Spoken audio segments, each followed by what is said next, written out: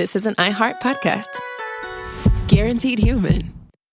Work can be a little weird. Cringy training seminars, coworkers who won't stop talking about their plant, forgetting the mute button at an inopportune moment. We have to deal with a lot on any given workday. Sometimes it can feel hard to thrive and move forward in your career. Well, that's where LinkedIn comes in. LinkedIn helps you get ideas and insights from experts in your field, connect with people professionally, grow your network, and access tools designed to help you find the right fit for your next role. Whether you're just getting started, figuring out your next move, or looking to accelerate your career, LinkedIn is built to support you at every stage because LinkedIn is the network that works for you. Visit linkedin.com/know stuff to learn more. Mom, can I have Lingo Kids? Dad, Lingo Kids, please! When did we become the Lingo Kids house? No idea. Last week it was dinosaurs. This week it's... Lingo Kids! Why Lingo Kids? Because it's the best thing ever. We can play games with astronauts, wild animals, and superheroes. With more than 4,000 interactive games, songs, and shows, Lingo Kids is the #1 entertainment platform for young kids.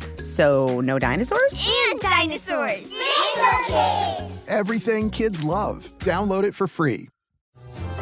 Welcome to Stuff You Should Know from HowStuffWorks.com.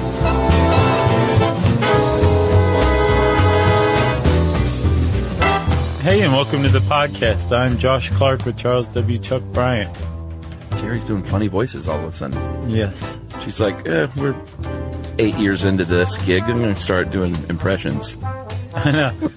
I don't know if it's an impression. It's more just a silly, dumb voice. Maybe she's taking a stand-up class or an improv class. Are you taking an improv class?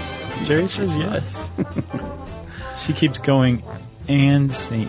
It's not a comedy improv class, though. It's a business improv class just to make her sharper in meanings. Yeah. You know? And they have gotten much more enjoyable these days. Yeah, and shorter. Yeah. Her PowerPoint presentations are like 1/3 jokes now. Yeah, but our equipment rental has gone up purchases because she drops the mic a little too hard. Yeah. Just keep replacing those mics. Yeah. So, Chuck. Yeah. Everybody knows about the pyramids, Great Pyramids at Giza. Yeah. Turns out there's pyramids all over the world. Sure. And there's a distinct thread on the internet that suggests that all of these pyramids are connected. In Mesoamerica, China, Egypt, Memphis, Greece. Memphis is in Egypt. No. Not Memphis, Tennessee. Yeah, Memphis, Tennessee. Is there a... Well, it's one of these new pyramids. Oh, gotcha. A neo-pyramid. Yeah, it's a basketball coliseum. Okay. Oh, yeah. The pyramid. Sure. What is that, on Mud Island or something? No. Or is that a different town? But Mud Island is in Memphis. Well, the idea is that all of these cultures, ancient cultures, were visited by the same aliens that said, build some pyramids. Yeah. Here's how to do it. We'll help you out. And that's just almost certainly not true. Yeah. I feel safe in saying, as much as I like to believe in kooky things, I don't believe that the aliens built the pyramids. I don't believe that either. And there's a couple of good arguments against it. For one, it really diminishes the incredible skill of the ancient engineers who came up with this and the workers who constructed them. Yeah, it's planning, the architecture, yeah, sure. Right. Surely they would need some advanced alien civilization to come down and tell these dum-dums what to do. Yeah. And then another point that I ran across that kind of explains against that is that if you... I think it was on like Rational Wiki or something like that. They basically said, go out in your garden and try to build a waist-high mound of dirt. They said you're going to just naturally, after even one or two attempts, start forming a pyramid, a mound shape. Yeah. And their whole the whole idea is that pyramids evolved independently just from trying to build a massive earthen structure. Yeah. And there you go. That's where pyramids evolved separately around the world. I was laughing because as soon as you said that, for some reason, I pictured you in your backyard, like covered in dirt, just screaming like, Yumi, it's not going well. Right. Call somebody. Check the rhombus off the list. Doesn't hold up. And Yumi's like on her phone like, what? You okay? Yeah. You're cute. Keep it up, dummy. So a pyramid, who wrote this one? Is this, Craig Freudenrich, PhD. Yeah. He's written some good ones for us. I've learned to not second guess his articles. Sure. You know? Yeah, no, he's good. And you throw a PhD at the end of your name. Right. You're not allowed to second guess it after that point. No. I might just start doing that. Nobody checks, Call me Dr. Chuck. Charles Bryant, PhD. Yeah. All right. A pyramid is a geometrical solid with a square base. Not necessarily. And 4 equilateral triangular sides, the most structurally stable shape for projects involving large amounts of stone or masonry. Exactly. It's a very, very stable shape. Yeah, and one thing I read that said, why did the Egyptians build pyramids? The very easy answer is because that's what they knew how to build. Yeah, well, They were good at it, and if they would have been better at building something else, they probably would have built something else. Well, yeah, I think also it took until about the 20th century before we started using materials and developed materials that you could build a very tall structure out of that didn't require you build a pyramid. Right. Because you have to have a pyramid to build something very high when you're using something like stone blocks or something like that. Yeah, you keep setting stuff on top of each other, and it's going to become structurally unsound. Right. Unless it's all leaning in on each other. Yeah. And the prevailing sentiment among archaeologists and anthropologists who study this kind of stuff is that pyramids are ultimately the natural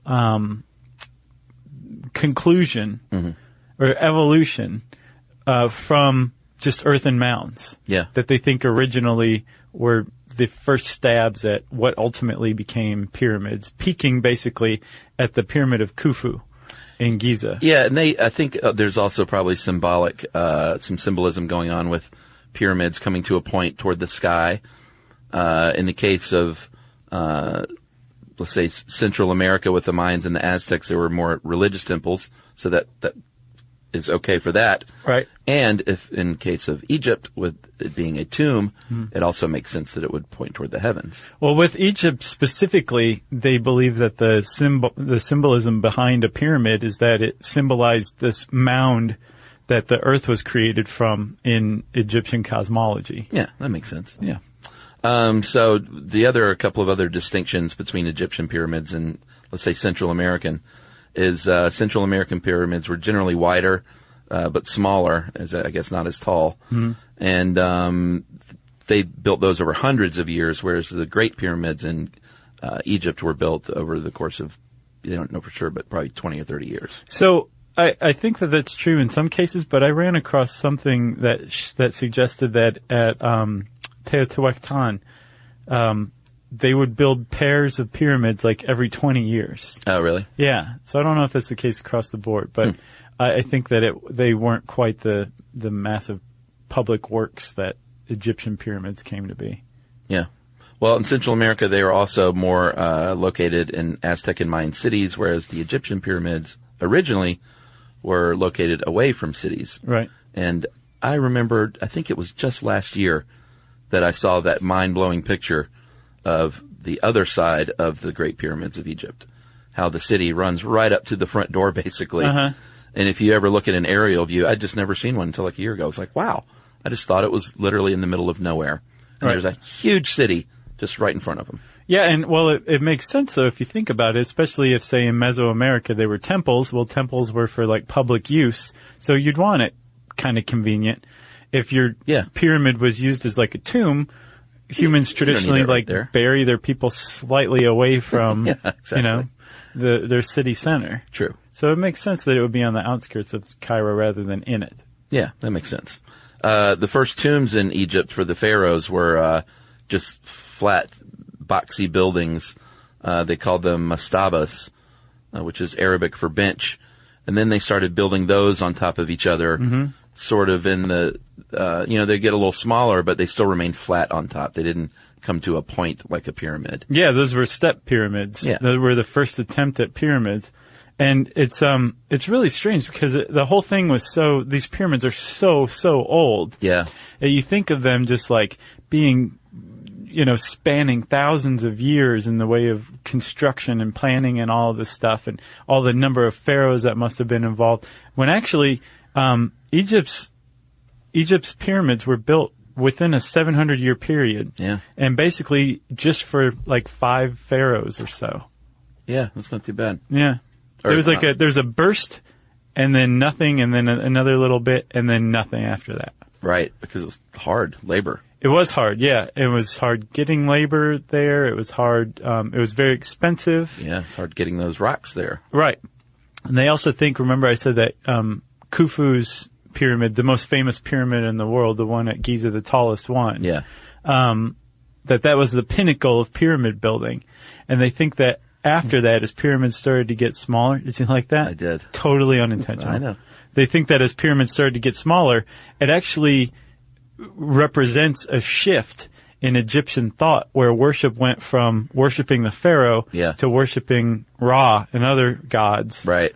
So that the deification of the pharaoh diminished in size, and you can see that reflected in the smaller size of the pyramids. Literally. Yeah. Interesting. That makes sense. I never heard of that. Love it. I love it too. So the Great Pyramid of Khufu, which you just mentioned, is the biggest at 146 meters high, with a 230 meter square base and, just about 6.5 tons of rock. 6.5 million tons. Oh, what did I say? Just 6.5? Yeah, that'd just be a couple of the rocks. Yeah, I think the average size rocks were 2.5 tons each. Yeah. Yeah. The model was 6.5 tons. Right. And these things have stood the test of time, to say the least. They have worn away some, obviously, but look at them. They still look great. Yeah, and they were built like 4,000 to 5,000 years ago. Yeah. What's really interesting that I didn't realize before was that when you saw these things, like in the first year that they were completed or right when they were completed, they were blinding white. Oh, really? Yeah, so you can see like the steppy outline. They used to be covered so that the sides and the pinnacle were smooth, totally smooth. Yeah. Covered in polished limestone. So it was like a gleaming white. Wow. Standing out against like the bright blue sky. Wish there were photographs of that. Yeah, it would have been pretty neat. But over time, that limestone is eroded away or being removed or whatever. Yeah. And so now you can kind of see the substructure. But what we see is like the external sides of the pyramid were actually meant to be covered with polished limestone. Wow. Yeah. I bet that was something else. And again, we're talking about like how spectacular a feat this was engineering-wise. Things were built, 4,500 years ago, let's say. The Khufu's pyramid, he was a pharaoh. His pyramid was the tallest building in the world until the 20th century. That's crazy. Yeah, I mean, that just shows you that it was hard to build things tall. Yeah. It's not like people didn't want to. No, they wanted to. I think man has always strid to build things super tall, to really reach up to the heavens and punch God in the eye. Yeah, that's right. That's why they want to build it tall. That's right. The very first stepped pyramid, the Saqqara, was completed in 2620, and that was for the pharaoh Djoser, not Gozer. It seems pretty close to that. It's so close, I want it to be Gozer. He would have been almost contemporaneous to Gozer, I would guess. Yeah. So this one had 6 levels, and they tried, they attempted another 6-level step pyramid, but that one didn't work out so well. So we're going to talk about a couple of that, learning projects basically. Yeah. And, you've heard of the very famous, Egyptian mathematician, Imhotep. Yeah. He's actually credited with coming up with the idea of taking those mastabas, those bench-like squat buildings, and stacking smaller and diminishing versions of themselves to create that first step pyramid, that first ziggurat. That was his idea. Oh.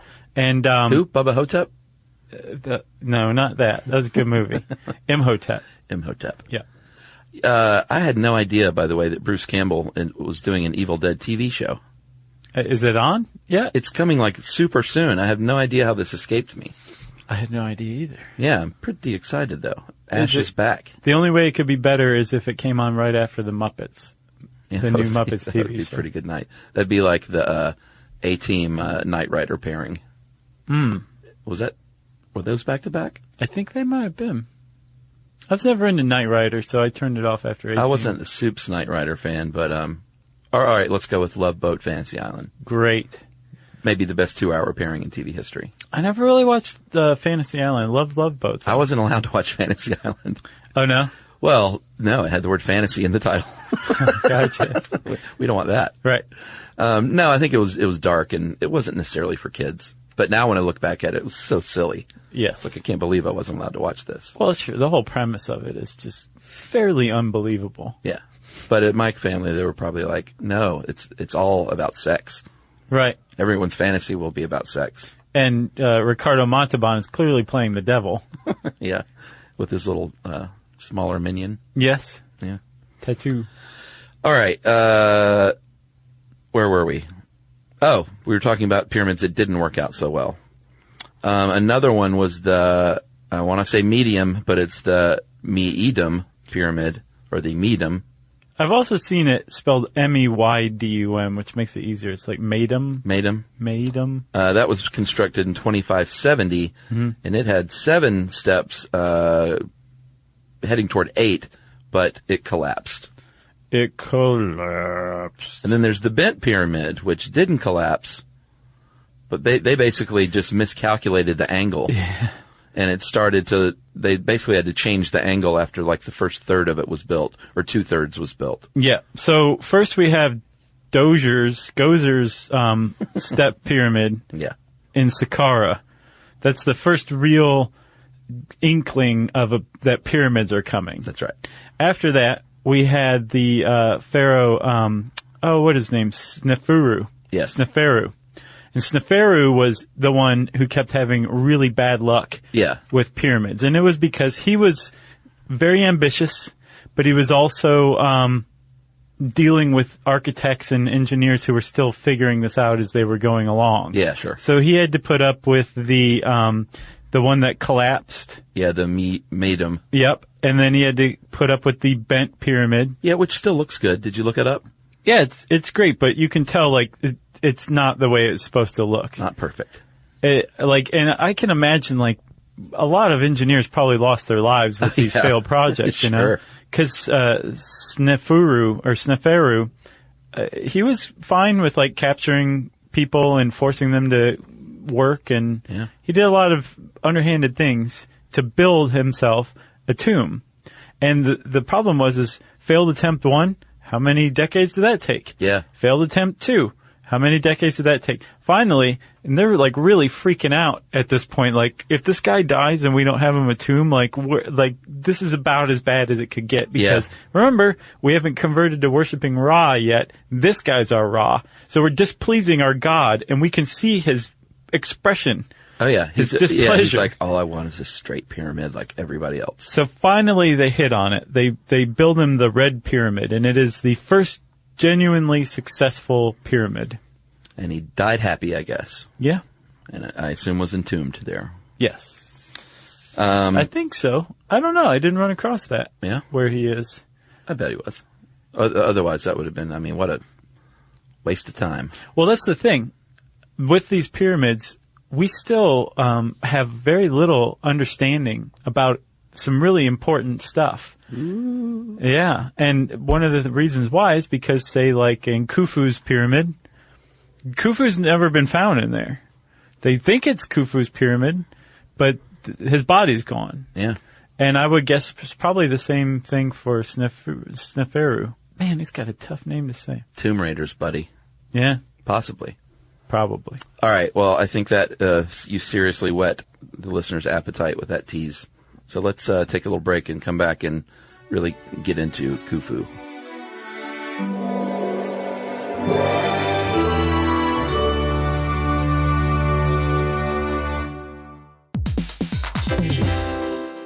We've all had the experience of calling a business and just wanting to talk to a real person. Not an automated voice pretending to be human, an actual person who can listen and understand and offer help. That's exactly what you can do with Ruby. Ruby is the virtual receptionist company that takes care of your callers when you're unavailable in the middle of something or simply don't want to pick up. That's right. They can answer, screen, transfer calls. They can take messages, collect payments, book appointments, and more, all while making the people you serve feel special. And best of all, it can help you be more productive. For example, 9 out of 10 lawyers who use Ruby log more billable billable hours per day than the national average. And other professionals like plumbers and technicians win more customers while being able to stay focused on the job. But whatever kind of small business you run, Ruby is built to save you time, earn you more customers or clients, and make meaningful connections with the people you serve. It's available 24/7, 365 days a year, and 100% based in the U.S. See why more than 15,000 small businesses use Ruby.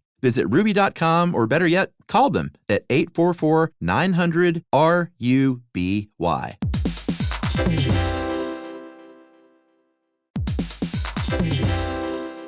Work can be a little weird. One minute you're in a meeting that could have been an email. The next you're trying to decode corporate jargon that somehow means nothing. And don't even get us started on the quick sync that turns into a 45-minute deep dive. Yeah, well, the truth is figuring out your career isn't always straightforward. Whether you're trying to grow, pivot, or just stay relevant, it can feel like you're navigating it all on your own. Well, that's where LinkedIn comes in. That's right. LinkedIn can help you grow your career, helping you confidently navigate your path with insights, ideas, and inspiration from your professional community. You can stay up to date with the latest trends in your field, connect with people who get it, and discover opportunities tailored to your goals, your experience, and what actually matters to you. Whether you're looking for something new or just trying to grow where you are, LinkedIn gives you the tools and connections to move forward with confidence. Because LinkedIn is the network that works for you. Visit linkedin.com/knowstuff to learn more.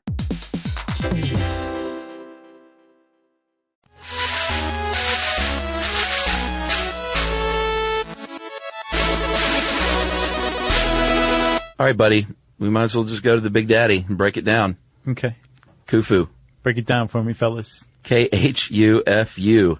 Also known as Cheops. Oh, yeah? Yeah, that's what the Greeks called them. Huh.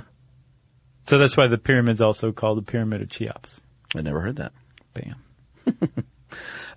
Part of the Giza pyramid complex, and like we mentioned, the Big Daddy of them all.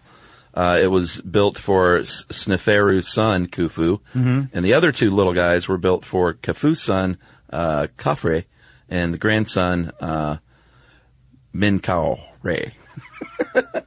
I'll bet it's Menkaure. Menkaure. Yeah. I think usually those vowels are split into like a different part of the word. Menkaure. Am I making any sense? Sure. You are to me, but I know what you're trying to say. I speak Chuck. That's right. So it is the largest and most elaborate, and the one, where we've learned the most from, basically, in its construction. Still has a lot of secrets, man. Oh, sure. A lot of secrets, including how they built it. Yeah. No idea. Well, let's talk about the insides first. Okay, let's. Sorry. The guts. Yep. First you have your primary burial chamber. That's the king's chamber. And that's where the tomb is. That's where the sarcophagus is. Body in there? No. Nope. What else is inside, Chuck? Hieroglyphics that tell stories of life at that time. Right. Like little TV shows on the wall. Yep. The queen's chamber, a little smaller, but not for the queen. Is that right? That's right. They call that a misnomer. Yeah. Apparently people who stumbled upon it or entered it years and years on after the Pharaonic dynasties had died out, misinterpreted it. And that when they were building this, they were worried that Khufu was going to die. So some of the first things they did were building burial chambers. And then as he lived and the pyramid kept going under construction, they built a newer, better burial chamber. Yeah. And so there's ultimately 3 burial chambers. And he's in the king's chamber. Supposedly, that's where his sarcophagus is. That's right. You have weight relieving chambers. These are above the king's chambers, and they are structural, basically to distribute weight and to keep everything from collapsing in on the king. Yeah. Because that would be bad, too. Yeah, they're like these long slabs, and then there's a gable. So there's like long rectangular slabs. I think there's 4 or 5 of them, maybe. Isn't it a wooden gable? Is it wooden? I thought it was rock. Oh, is it rock? And the whole thing is like all that pressure that's pushing down toward the center of the triangle. Yeah. It takes it and just kind of deflects it outward away from that hole in the inside the pyramid. A feat of engineering. Yeah. The gallery is a big passageway with a vaulted ceiling. Do you understand what the corbelled ceiling is? Yeah, so like if you have a breakfast bar, those two things that come out and hold it up, those are corbels. Okay. So they had these things that are like corbels going up, and basically it says here that it forms like a primitive arch. Oh, okay, that makes sense. Yeah. You have passageways connecting everything, because you have to get around. You have an air shaft where they think the spirit of those entombed there would rise through to the heavens. Mm-hmm. I guess the idea is you don't want to fully enclose a tomb or a pyramid. Yeah. You got to let the soul out. Sure. Let it creep out. What else? Well, of course, the exterior rocks that have eroded away. Sure. And apparently the reason why we're quite sure that all of these things were lined with limestone rocks is because Khafre's tomb, Sneferu's great-grandson. Yes. There's still some limestone rock on the top. Oh, nice. That hasn't fully eroded. Man. After all these years. Yeah, so these are the things that have been found over the years of exploring these pyramids, right? But what really kind of surprised me was that there's a lot of stuff that is still being found. There's a lot of parts inside of the pyramids that they're like, what is this? Or why is there a door in this passage with some copper handles? What's beyond it? Now, is this because they haven't fully excavated? Yeah. Okay, so they're still doing this. Oh, yeah. Okay. Yeah. I can't remember his name, but the former head of Egypt's antiquities before the revolution, I can't remember. He's like super like science educator guy. Mm-hmm. They call him Egypt's Indiana Jones. Oh, okay. I thought you were going to say Neil deGrasse Tyson. He's like Egypt's Neil deGrasse Tyson. Okay. He could host Cosmos if he wanted to. Gotcha. He's been walking around lately saying, hey, there's plenty of undiscovered stuff in these pyramids. We have a very loose grasp of the structure of them so far. Well, and it's tough to get in there to do the work. I know the permitting process is rigorous, obviously. Mm-hmm. So it's hard. I know this guy we're going to talk about later that has a new theory on how they were built. He's having a hard time getting in there to prove it. Yeah, but luckily they're starting to use robots more and more to explore it, and that's starting to yield some interesting stuff. Huh. Did not know that either. Mm-hmm. All right, well, let's. If you're going to build a pyramid, you don't just say, let's get a bunch of rocks and start going. First, like any building, you need to do a survey. Yep. And excavate the land, because they learned pretty early on that the land that it's on and the foundation is super, super duper important. Yeah, that's, I think, one of the reasons the first one collapsed. Oh, yeah. Is because they didn't do the foundation right. Yeah. And it's got to be level. And again, just kind of impart how impressive the Khufu's pyramid is. What did you say its base was? It is a 230 meter square base. Yeah. It's level within less than an inch. Yeah, that's remarkable. So you get the vizier, the master builder, involved, and they do have some theories on how they did this leveling.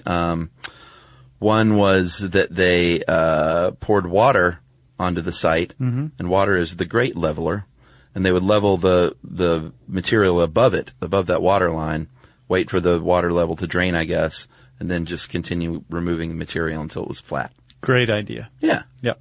And that's like, self-leveling concrete is way more soupy than like regular concrete. Sure. Because it's going to find, if it's watery, it's going to find its own level. Right. All right. And then another way that they may have done it is, so they found that there are post holes at regular intervals of, I think, 10 cubits. And a cubit is the distance from your elbow inside your arm to the tip of your middle finger. Yeah. So every 10 of those, there would be a post hole. And they think that possibly they laid out the foundation site as they were excavating into a grid pattern and hung plumb bobs from these lines. Yeah. And that's just like a weight that looks like an elongated brass top. Yeah. And it hangs down, and where it hangs is the level point. And then you can excavate down to that reference point, and then you know everything's level if all of your plumb bobs are touching the same ground. Yeah, and that's still like, if you go to build a backyard fence yourself, you're going to use these same techniques today. Right. It's pretty neat. My money's on the water excavation. Yeah. We already know that they dug canals from the Nile toward the Giza pyramid sites. Sure. Why not just build a little further and flood the area as needed to excavate, you know? That makes sense.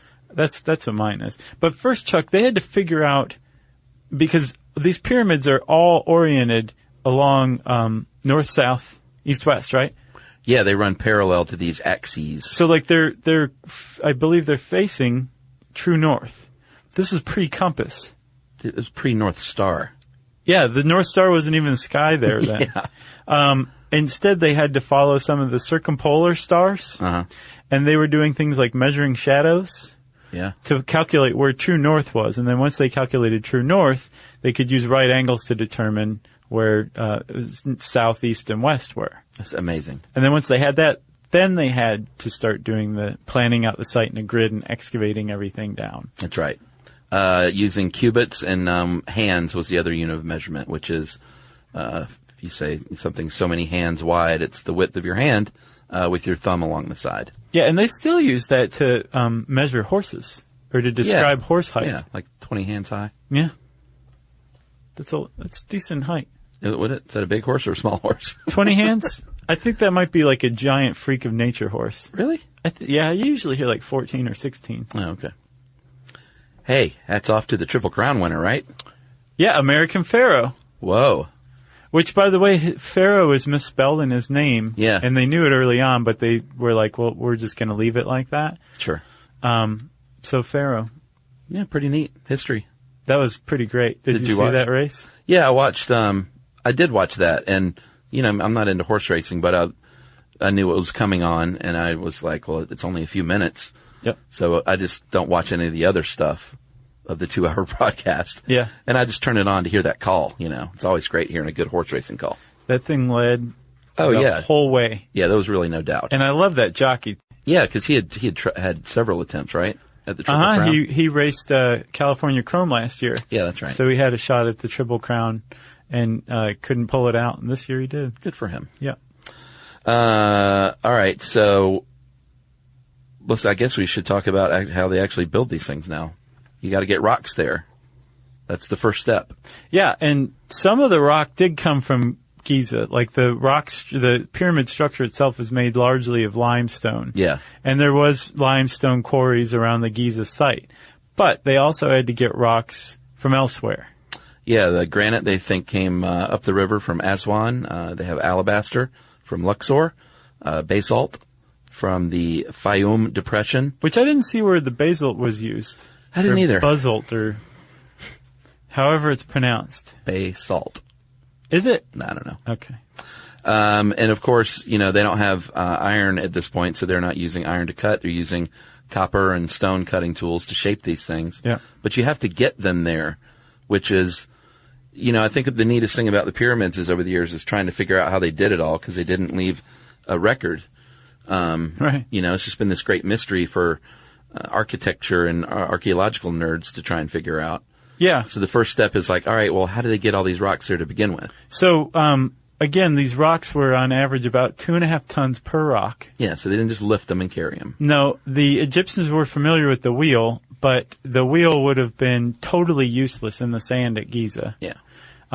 So they figure, I think the general sentiment of how they moved rocks, especially ones from local quarries at Giza, was by sled and rope. And they had maybe 10 men or fewer if they could. Sure. Pull these 2.5 ton rocks on sleds toward the site. So that's how they would have moved them from the quarry. If they were moving them from like Luxor or elsewhere, they would have put them on rafts. And again, they dug canals from the Nile toward the Giza construction site. I bet people loved being on that duty. Like the raft one? Well, yeah, like just get it on this barge and then float it. Sure. And the other guys were like, are you kidding me? I have to pull this thing exactly. on a sand sled. And then there's another way that that they think they may have put them on little quarter circle sleds, strapped them around it, and just kind of twisted them like you would twist a beer keg. Yeah. Yeah, that makes sense too. I would guess flat sleds. Although, why does it have to just be one or the other? Well, that was what I was wondering when I was reading this. It could have been a combination of methods. Yeah. Like these guys are sled masters, so let them do that. Right. These guys have rolled a beer keg or two in their day, Sure. so they can try that method. Yeah. They've also theorized about wooden rollers like logs and things. Makes sense. Makes the sense. only problem is timber was not a local commodity. Yeah. That would have been widespread enough to supply this thing, and it would have been very expensive. Well, which is another reason, because they have some super weighty timber on the interior of these pyramids, and they also have wondered about that. I think it's probably cedar from Lebanon. That's what I Okay. kept coming across. Is Yeah. the wood that they were known to have used was from Lebanon, and it was cedar. Lebanese cedar. I bet that's good stuff. Yeah, I'll bet it was expensive back in the day. So when it comes to actually building the pyramid itself, let's say you've managed to get all the rocks here. You know what? We'll take a break and we will talk a little bit about some of the competing theories right after this. Okay.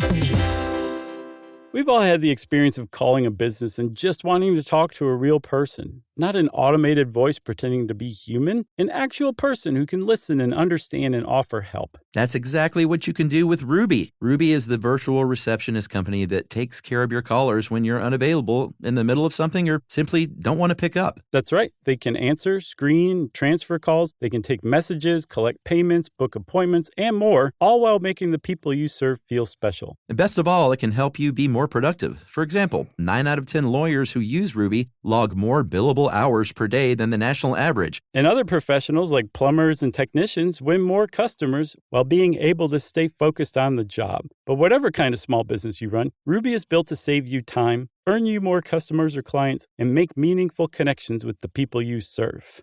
It's available 24/7, 365 days a year, and 100% based in the U.S. See why more than 15,000 small businesses use Ruby. Visit Ruby.com, or better yet, call them at 844-900-RUBY.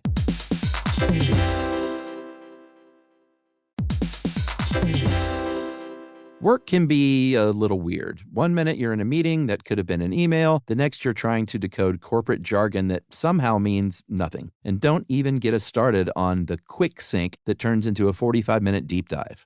Yeah, well, the truth is figuring out your career isn't always straightforward. Whether you're trying to grow, pivot, or just stay relevant, it can feel like you're navigating it all on your own. Well, that's where LinkedIn comes in. That's right. LinkedIn can help you grow your career, helping you confidently navigate your path with insights, ideas, and inspiration from your professional community. You can stay up to date with the latest trends in your field, connect with people who get it, and discover opportunities tailored to your goals, your experience, and what actually matters to you. Whether you're looking for something new or just trying to grow where you are, LinkedIn gives you the tools and connections to move forward with confidence. Because LinkedIn is the network that works for you. Visit linkedin.com/knowstuff to learn more.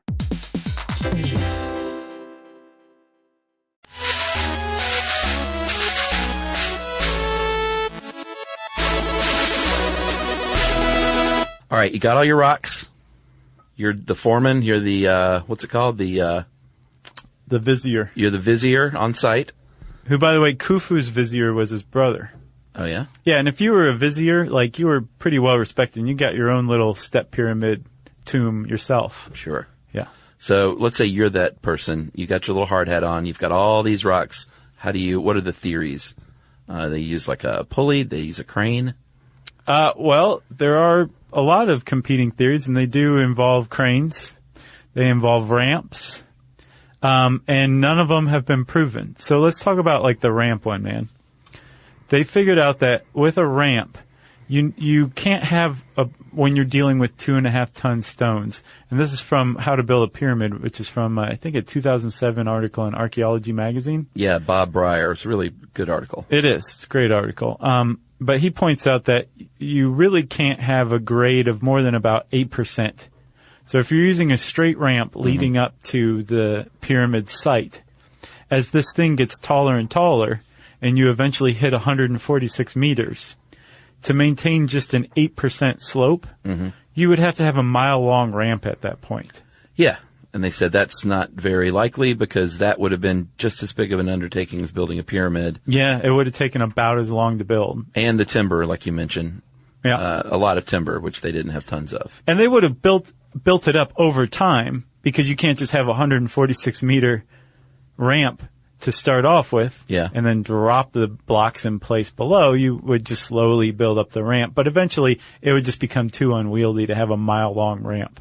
Yeah, and we're not the first people to question this. I mean, thousands of years ago, historians were trying to figure it out as well. Herodotus, in 450 BC said that they use machines, but no one really knows what he meant by machines. Thanks a lot, buddy. Could be a crane. And then 300 years after that, Diodorus of Sicily said the construction was affected by mounds, which would be ramps. So that's why these are the two longest standing competing theories. The problem is these Greeks came along thousands of years after the pyramids had already been built. It's not like they witnessed the construction. Yeah, they were surmising as well. Yeah. So with Herodotus, I don't know. I've seen his name in print so many times, but I don't think I've ever heard it. I'd say Herodotus sounds good. Let's say that. His idea of these machines that have been taken to mean cranes, we know that the Egyptians were familiar with cranes and used cranes, and that you could use cranes to build a substantial portion of the pyramids. Yeah. The problem is you got closer and closer to the top, the ledge you were dealing with is, say, about 18 inches, and you can't support a crane like that. No. So they thought potentially that if they did use cranes, they'd use series of small cranes that would just kind of hand off, like basically a bucket brigade of cranes handing off one rock after the other. They were like levers, and they were called, they were called shadoufs. And if you look up shadoof and image it, they would use it to like get water out of the river and stuff. Oh, yeah. And it was basically like just a lever that someone would pull on one end, or it would be weighted and dip down into the water and then pull up a bunch of stuff with a bucket, I guess. Yeah. A bunch of good Nile River water. Yes. So, like you said, that theory is not very well accepted these days. The crane? Yeah, or not for completion at least. Right. Yeah. And again, like, why just use one method? If something makes this part faster and then you have to switch to this other part faster, clearly these people had the smarts to pull off this incredible feat of engineering. So I would think that they wouldn't have tunnel vision. Yeah. And that they would probably be willing to use different techniques. So it's possible that the cranes were used to build the base. They'd have pyramid vision. Right. So with the ramp, the big long ramp is probably out. They had another theory that, well, maybe it was like a ramp that just wound up and around the pyramid. Like a mountain road is cut into the side of a mountain. Exactly. That sort of makes sense too. It does. The big problem with that is that the mound outside of the pyramid covers up the corners as you're building it. And as you're building it, you really need to be able to measure the corners pretty frequently. Yeah. Because if you don't, then those corners may not come together at a point at top. And Sneferu is going to be very mad. That's right. So that one to me is probably the least likely. The external ramps that enclose the site. Agreed. And maybe I'm a bandwagoneer, but I just read this article that you sent, and so I'm going with Jean-Pierre Houdin's theory that there were ramps, but there were an external ramp that didn't need to be that long. And then once they got to the point where the grade was too much, they used that ramp, cannibalized it, and then had an interior ramp. Yeah. To finish it off. Right. So the thing about an interior ramp is that you would be able to leave the exterior corners exposed. You'd be able to build inside. You'd be able to keep it at a 8% grade tops. Yeah. And you wouldn't have to build this huge, massive public work that was as big as the pyramid itself, like a 146-meter, mile-long ramp. Yeah. It would explain how you would build the whole thing without cranes. Yeah. Because you're just getting closer and closer and closer to the inside, the interior of it as you're building up. Right? Yeah. The only problem is, Chuck, is if there's an interior ramp, how would you possibly remove that? You wouldn't. It would be enclosed in the site. So exactly. Obviously this has been debunked, right? Well, no, it hasn't. He believes, and others have gotten on board, that there is still an interior ramp in there. What? But that was my question. Have they not explored enough of this to find this thing? No. Okay. And actually, there was a 1986 survey by, I think, a French team. And they found some anomaly that they couldn't explain, so they just ignored it, basically. Uh-huh. And it wasn't until 2000 that Jean-Pierre Houdin's father, Henri Houdin, who is an engineer himself, just happened to be chatting with one of these guys from the 1986 survey. And the guy said, like, yeah, there's this anomaly, and he described it to him, and basically what he described as far as the Houdins are concerned is this internal ramp. Yeah, they're like, what is it? It's an anomaly. It's like looks like a big well-worn ramp. Right, 7-degree slope. Who cares? But supposedly the way that they first discovered this was that a fox popped out of a undiscovered crevice or previously undiscovered crevice toward the top of the pyramid, or halfway up. Yeah. And they're like, how did this desert fox get up there? He probably did not climb all this way up. They think he probably went into another undiscovered hole toward the bottom and then used the ramp and came out the top. Oh. And that is further evidence that there's a ramp in there. Yeah, there is another little piece of evidence that they point to. There was a notch, a corner notch from the ramp used for turning the blocks, and it is exactly where, 2/3 of the way up on the northeast corner, right where Houdin predicted there would be one if you were to use this kind of ramp. He's like, there should be a notch right there, and there was a notch. Yeah, I think where the inside, right? Yeah. Okay. Pretty neat. And then finally, they used something called microgravimetry. It's a I don't even understand how it works. Do you? No. It's a surveying method. It's magic. Right. And basically what it does is it enables them to measure density. Yeah, so like if you're measuring a part of the pyramid and it's just solid rock, it's going to be very dense. If you find a part of the pyramid that's kind of this open tunnel, like a ramp, it's going to be less dense. So I think that's from that 1986 survey where they turned up the anomaly that they ignored. Using that. Yeah. Okay, gotcha. That's the impression I have. Yeah.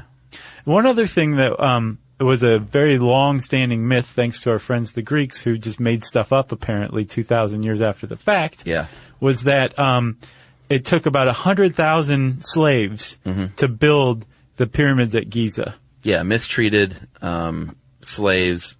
Forced into labor, and it took 100,000 of them. Probably not true. No, supposedly, thanks to Harvard archaeologist Mark Lehner, he conducted a 2002 survey, and he found evidence to quite the contrary.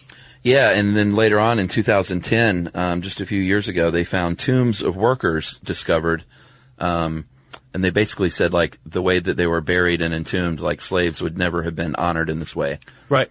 Plus, there's lots of evidence they were really well fed. Yeah, they said that 21 cows and 23 sheep per day was what these people were eating. So they're eating and a lot of meat. Too. Yeah, a lot of fish. A lot of bread.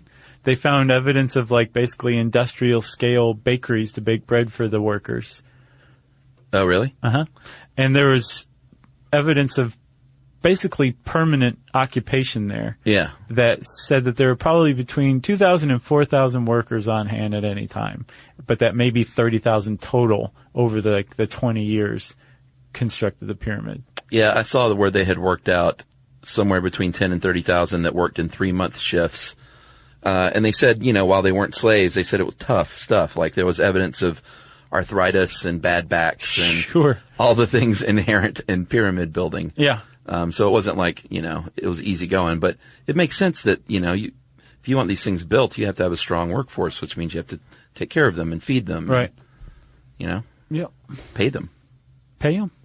Pay them in fish. Pay me. Yeah. That's what they said. Yep. At the end of every shift. That's right. So you got anything else? No, man. That's Egyptian pyramids. Pretty neat. Yeah, if you want to know more about pyramids, type that word into the search bar at howstuffworks.com. And since I said search bar, it's time for listener mail. I'm going to call this Australian radio show. Was just talking about us. Did you see this? No. So there's a show, apparently the biggest radio show in Sydney, called the Kyle and Jackie O Show. Okay. Did you see this or hear it? No, I haven't been to... I flew through Sydney once for like 10 minutes. Well, no, I didn't have a chance to listen to the radio. I mean, did you see the email? No, I didn't. Okay. That's the second time you made me admit that. Sorry. Hey, guys, I've been listening to you for years, and I adore you both. I also listen to the Kyle and Jackie O Show, which is the biggest radio show in Sydney. That was a good Australian. Thanks.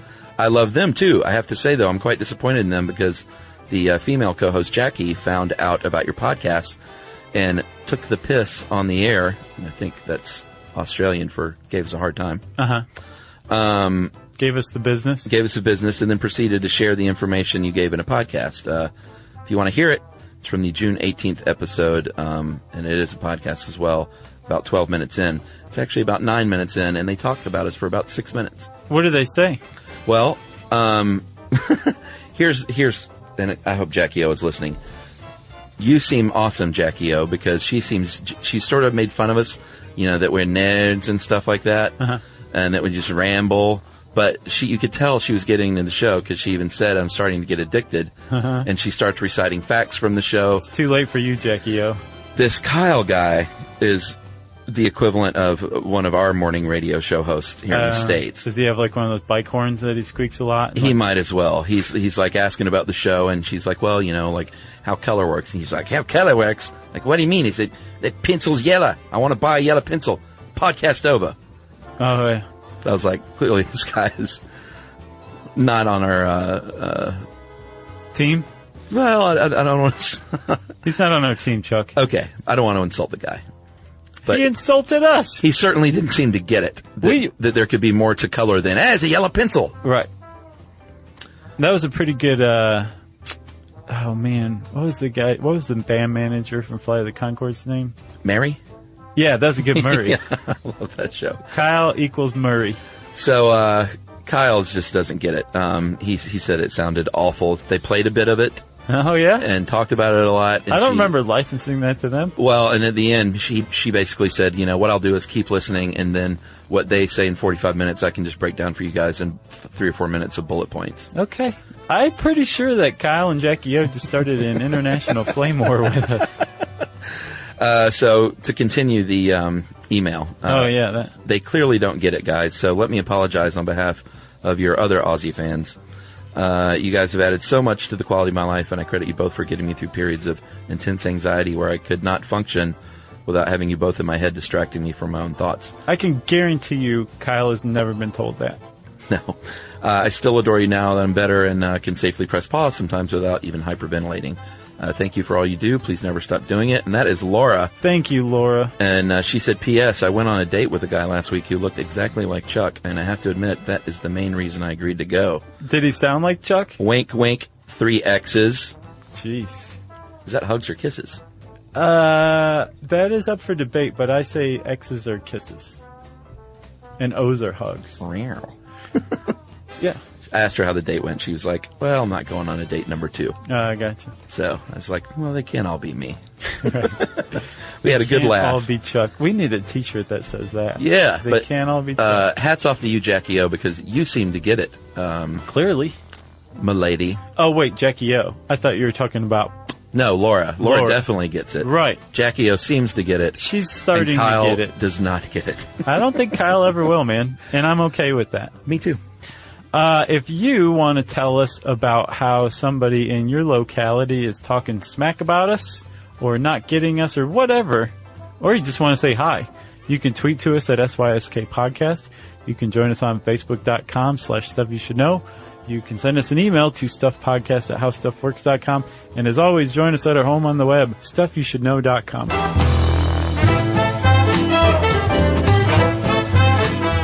For more on this and thousands of other topics, visit HowStuffWorks.com.